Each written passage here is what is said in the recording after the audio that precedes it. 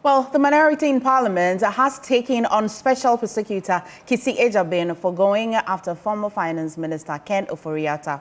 The former minister was declared wanted by the OSP yesterday. The NPP accused the Special Prosecutor of being politically motivated, but the NDC side has been pushing back. There's more in the following report by our Parliamentary Affairs correspondent, Kweku Asante.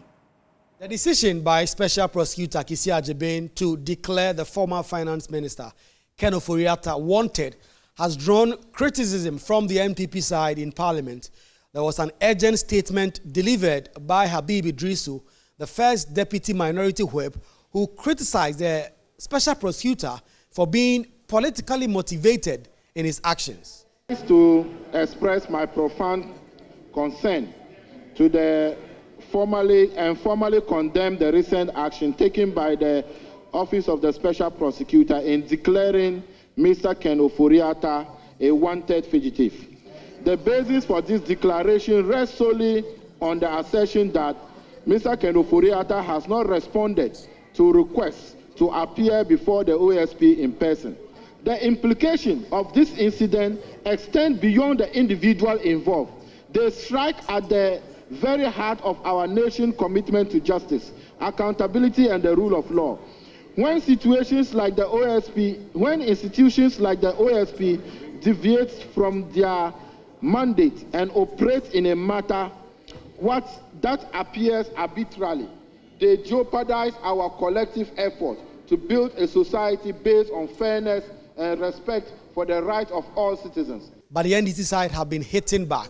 According to John Jinapor and Isaac Adongo, there is nothing political about the decision taken by the Special Prosecutor. Very simple matter.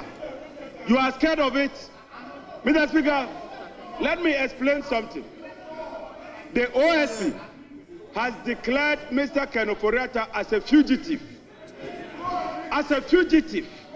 Mr. Speaker, in our local language, fugitive, in our local language, it means that what didn't work Kamura. What didn't work Kamura. Or, to put it simply, wajibam.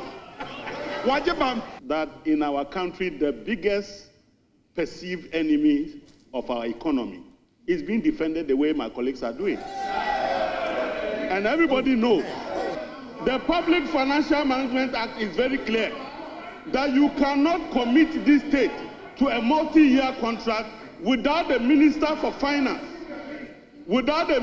Finance, himself issuing a commencement certificate. And yet, after he issued a commencement certificate, he was still drawing on contingency fund as if he didn't know about the project. And he thought that you could do that as long as you want. But Dominic Nitiwu really believes that the practice of using soldiers and national security operatives to raid the home of former government officials is something that should be criticized. My brother, you don't use soldiers to raid somebody's home in a democracy. Yes. While delivering his remark, Minority Leader Alexander Afenyo-Markin called on the political class to unite and fight matters like these. We are not sending the right signal to our electorate. Mr. Speaker, the man has put the state on notice of his absence from the jurisdiction. To support this call in bringing sanity in the country, so that nobody will take advantage to unleash